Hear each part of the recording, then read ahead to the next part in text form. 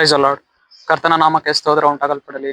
ಪ್ರೀತಿಯುಳ್ಳ ದೇವ ಜನರೇ, ಯೇಸು ಕ್ರಿಸ್ತನ ಹೆಸರಿನಲ್ಲಿ ನಾನು ನಿಮ್ಮನ್ನ ವಂದಿಸುತ್ತೇನೆ. ಕೀರ್ತನೆಗಳು 103ನೇ ಅಧ್ಯಾಯ 7ನೇ ವಚನದಲ್ಲಿ ವಾಕ್ಯವು ಈ ರೀತಿಯಾಗಿ ಬರೆಯಲ್ಪಟ್ಟಿದೆ.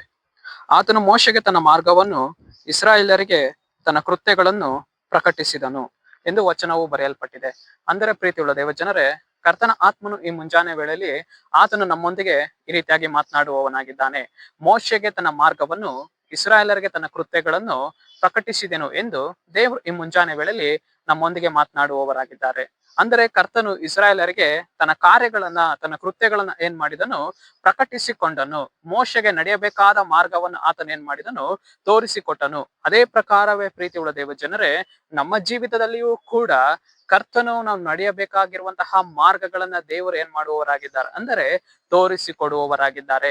ಯಾವ ಮಾರ್ಗದಲ್ಲಿ ನಾವು ನಡಿಬೇಕು, ಯಾವ ಮಾರ್ಗದಲ್ಲಿ ನಾವು ಹಾದು ಹೋಗಬೇಕು ಎಂದು ಪರಿಶುದ್ಧಾತ್ಮನು ನಮಗೆ ಏನ್ ಮಾಡುವವನಾಗಿದ್ದಾನೆ ಅಂದರೆ ಮಾರ್ಗವನ್ನ ತೋರಿಸಿಕೊಡುವವನಾಗಿದ್ದಾನೆ. ನಮ್ಮ ಜೀವಿತದಲ್ಲಿ ತನ್ನ ಕೃತ್ಯಗಳನ್ನ ಪ್ರಕಟಿಸಿಕೊಡುವವರು ಆತನಾಗಿದ್ದಾರೆ. ದೇವರೇ, ಮೋಶೆಗೆ ನೀನ್ ಯಾವ ರೀತಿಯಾಗಿ ನಿನ್ನ ಮಾರ್ಗವನ್ನ ತೋರಿಸಿಕೊಟ್ಟಿದ್ದೀಯೋ ಅದೇ ಪ್ರಕಾರವೇ ನಮ್ಮ ಜೀವಿತದಲ್ಲಿಯೂ ಕೂಡ ನಿನ್ನ ಮಾರ್ಗವನ್ನ ನಮಗೆ ತೋರಿಸಿಕೊಡು, ನಿನ್ನ ಕೃತ್ಯಗಳನ್ನ ನಮಗೆ ದಯಪಾಲಿಸಿ ಎಂದು ಹೇಳುವಾಗ ಪರಿಶುದ್ಧಾತ್ಮನಾದ ದೇವರು ನಮಗೆ ಏನ್ ಮಾಡುವವರಾಗಿದ್ದಾರೆ ಅಂದರೆ ತನ್ನ ಮಾರ್ಗವನ್ನ ತೋರಿಸಿಕೊಡುವವರಾಗಿದ್ದಾರೆ. ತಮ್ಮ ಕೃತ್ಯಗಳನ್ನ ಆತನು ತೋರಿಸಿಕೊಡುವವನಾಗಿದ್ದಾನೆ. ಸರಿ, ನಾವು ಪ್ರಾರ್ಥಿಸಿಕೊಳ್ಳೋಣ.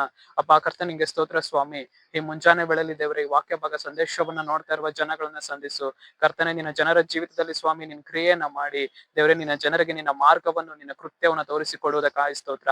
ನಜರೇತಿನ ಯೇಸುವಿನ ನಾಮದಲ್ಲಿ ತಂದೆಯಾದ ದೇವರೇ, ಆಮೆನ್, ಆಮೆನ್.